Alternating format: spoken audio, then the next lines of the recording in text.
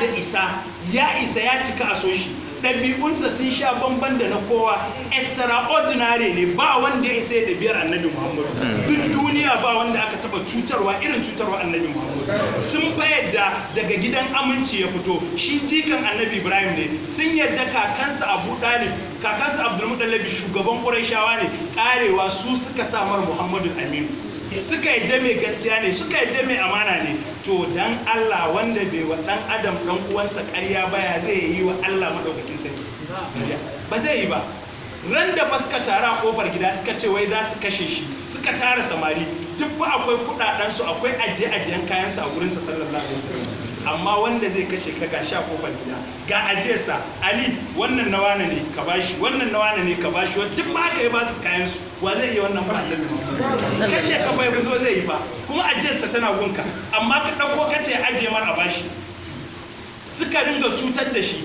Garin nasu ne, kakansa annabi Ibrahim shi ya kafa garin, kuma gidansu ne suke jagorantar garin, amma suka tirsasa sai da suka fidda shi. Suka zo suka yi wata yarjejeniya ta zalunci, suka ce duk wanda ya gudu ya je Madina gunka ka dawo mana da shi, mu kuma namu idan naka in ya gudu ya zo gunmu ba za mu mayar ba. Abubuwa na zalunci da aka yi martin yana cikin Maka, aka tsare su da shi da amminsa Abu Dalib baban Sayyidina Ali da matarsa Sayyidatuna Khadija, aka tsare su, aka hana su abinci, aka isiye daga gunsu, aka isiyar musu, suka haɗu da yunwa, suka haɗu da bacin ran ita Sayyidatuna Khadijatu da Abu Dalib saboda bacin ran an tare musu masoyi annabi Muhammad, ba dan su akan kansu ba, saboda an sa annabi Muhammad a damuwa. Kai da kake sukan Abu Dalib har abada ba kai saka so annabi Muhammad yadda Abu Dalib ya so shi. Baya bacci sai da shi, baya fita sai tare da shi. Cewa yake la yakunan da libni haza shanu, lamari mai girma zai kasance a nan gaba ga dana. Amma duk waɗanda suke waɗannan cin mutunci rana ɗaya annabi Muhammad ya ce na yafe mu, kuma ba condition, ba sharadi. Waye zai iya irin wannan? Ba wanda zai iya. Ba mai hakuri kamar sa. Shi sa kan Qur'ani kullun Allah lallaba shi yake, lallaba shi yake. Na faɗa malam Sani, Allah ya ce ya yi mu don mu bauta mar, kuma ya ce kan mu saba mar, in mun saba mar kuma zai samu a wuta, kuma ya riga ya kaddara dole zai yi mu, ya kuma kaddara sai mun saba mar, kuma ya riga ya yi wutar. To me zai hana mun saba mar kada a samu a wuta? To shine ya halicci annabi Muhammad. Duk sanda muka saba to shine muhallin nazuri, shine Allah zai kalla ya sassauta mana.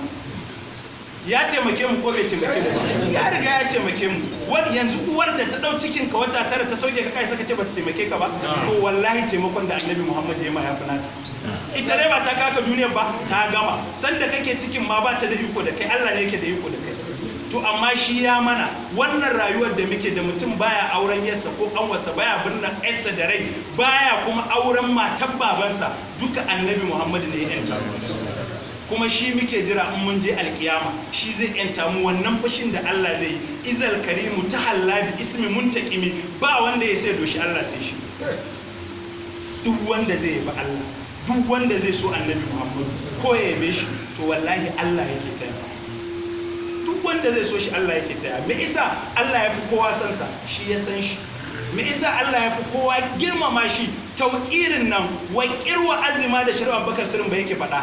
Allah shi ya fi kowa sanin waye, watu azziru watu waqiru wa yahillu lakum at-tayyibat wa yuharrimu alaykum al-khaba'itha wa yadau anhum isran wal aglal allati kanat alayhim fallazina amanu bi wa asaru wa nasaru wa tabu an-nura alladhi unzila ma ulaika humul muflihun. Wallahi yan uwa, wallahi duk wanda yake so ya rayu lafiya, ya gama lafiya, ya yi iyayensa ya tusa zuciyarsa, dole sai ta so annabi Muhammad. Fa asartu hubbal mustafa duna gairi walau umma kulthumin walau kana maryama. Ka zaɓi san annabi Muhammadu koma bayan waninsa, wani ko kowaye. Ko fa gairu rasulullahi yace gausi laisa li ta'lama, ni ba ban san kowa ba in ba annabi Muhammad. Ai magana ake ta kyau, ni ban san wani mai kyau ba in ba annabi Muhammad ba, inji Shehu Ibrahim. Magana ake ta hakuri, ban san wani mai hakuri ba in ba annabi Muhammad.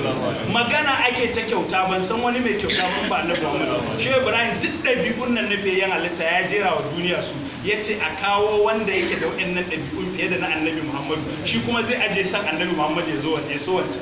Zai yiwu? Da haka in ka so annabi Muhammad ka canka. ka ci nasara.